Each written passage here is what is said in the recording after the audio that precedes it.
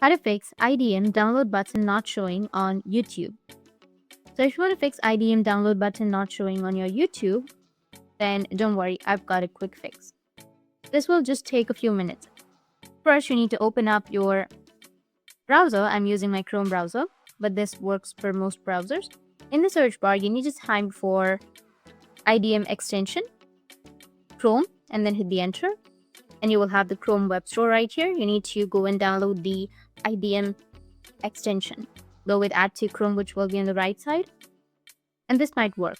Or you can just simply go back and then go with the official website, which is this one, IDM extension.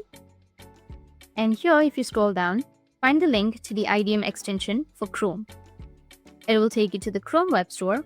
In the Chrome web store, you need to click on add to Chrome, as it says right here. So let's go back and then go with the Chrome web store right here. Go with add to Chrome, which is on the right side. Click on add extension. A pop-up will appear. It will ask you for your permission. Just click on add extension and just wait for a few seconds for it to install. Once it's done, the IDM extension should be active and your download button issue will be fixed. Make sure that you have the official IDM extension. That's it, and if you have any questions, feel free to comment below. Thanks for watching.